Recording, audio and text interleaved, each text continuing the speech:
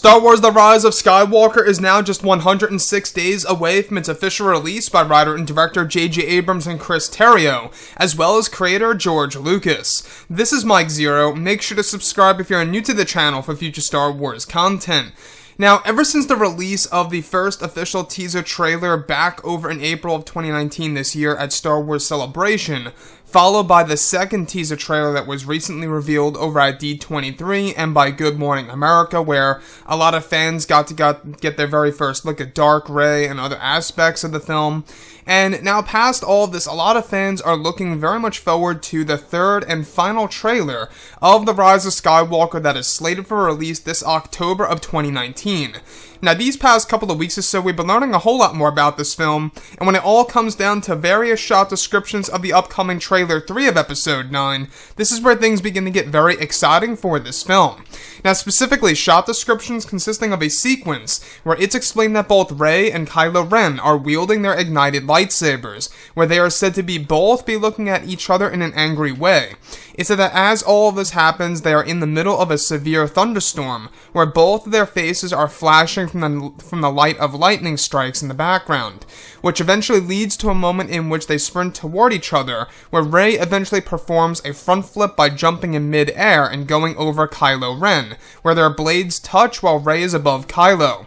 The sudden saber move/strike is said to be very prequel-esque, where the next describes a sequence in which Kylo and his Knights of Ren are standing around a large Darth Vader statue, where Kylo's saber is ignited to light up the dark environment, giving the Vader statue a red hue. This is where it's explained that Palpatine's dialogue begins to play over the shot, where Palpatine delivers a line of dialogue about how Kylo Ren must follow the path of his grandfather, and that he must not fail. Palpatine in the upcoming trailer is said to sound more like how he did in the original trilogy.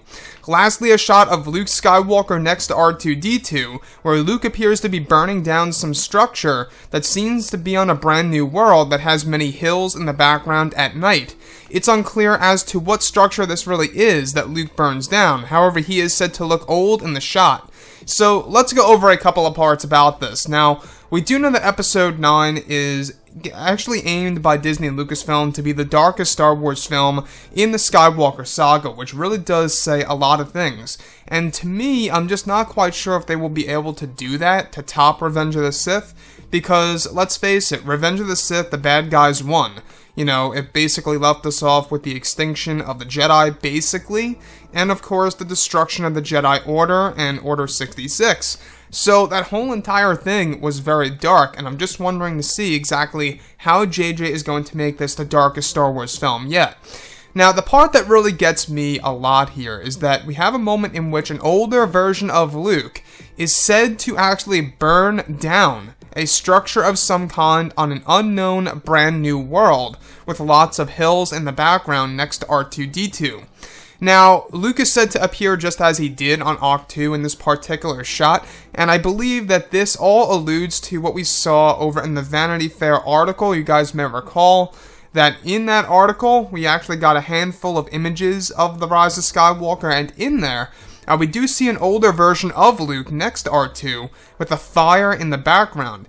Could this very well be the same exact sequence? I'm starting to believe so, because this is actually said to be a brand new world, and as far as we know, Luke never looked old on the strange world and the location of his Jedi training temple. He didn't have the longer hair, he wasn't gray with the gray beard. That's exactly how he appears in the Vanity Fair image. So, the other piece that I do want to go over as well, that of course brings us all the way back to Star Wars Legends, where this aspect is going to be made canon, is where Kylo Ren and the Knights of Ren are standing around a large Darth Vader statue, where Kylo Ren is said to have his ignited red lightsaber blade, pretty much providing a red hue on the Darth Vader statue, giving it a very sinister look, if you will. And as far as we know, the Knights of Ren are not just Sith worshippers, but they are worshippers of Darth Vader because of how they stole many of the relics that once belonged to Darth Vader, such as his melted helmet and even his charred armor. They stole all of that from the Dark Acolytes of the Beyond. Now, the Knights of Ren, in case you guys did not know, they are going to have a heavy presence in this movie. They're not going to be a small cameo or a small presence. They are going to be a main focus. Main focus in The Rise of Skywalker and the key to Kylo Ren's character development in Episode 9, because in case you guys did not know, the Knights did in fact exist before Kylo Ren even turned to the dark side and joined Supreme Leader Snoke. They are the ones who recruited Kylo Ren before Snoke. Snoke, yes, made the final push when, of course, Luke Skywalker was about to kill his own nephew, but on top of all of that, everything related to the Knights seems very promising so far, and I cannot wait to see what JJ is going to do. Anyways, guys, drop a comment below. Let me know what you think about all of this in the comments. And if you guys did enjoy the content for today, do make sure to drop a thumbs up on this video to support the channel. I thank you all so very much for the kind support, and I'll catch you guys next time.